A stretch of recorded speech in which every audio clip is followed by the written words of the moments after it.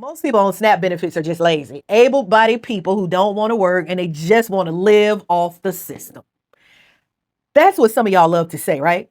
Well, tell me this. Are the men and women in the U.S. military too lazy too? Because thousands of active duty U.S. soldiers are on food stamps right now. The same troops you love posting memes about supporting, and the same people you call heroes. They serve, they sacrifice, and still can't afford groceries for their kids. Not because they don't work, not because they want to live off the system, but because this system pays them poverty wages while spending nearly $1 trillion a year on war and conflicts in other countries. The Pentagon itself has acknowledged it. Roughly 1 in 4 active duty military families faces food insecurity. Many rely on food banks, pantries, and SNAP benefits just to get by. That's a huge moral contradiction in a country that loves to say, we support the troops.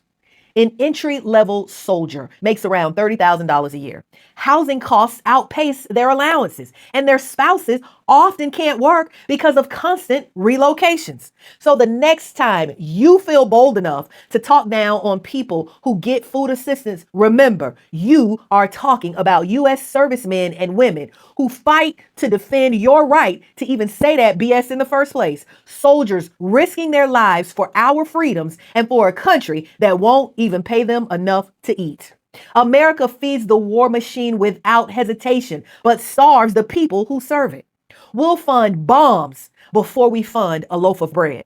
And then some of y'all sit on your righteous high horse and make blanket statements about people on SNAP and then have absolutely no idea what you're talking about or how screwed up our system of government has truly become. When members of the so-called greatest military in the world are struggling to put food on the table, that's not pride. That is moral decay dressed up in red, white, and blue. So the next time you fix your mouth to shame people on SNAP, picture a man in uniform feeding his kids on food stamps because that's who you're mocking.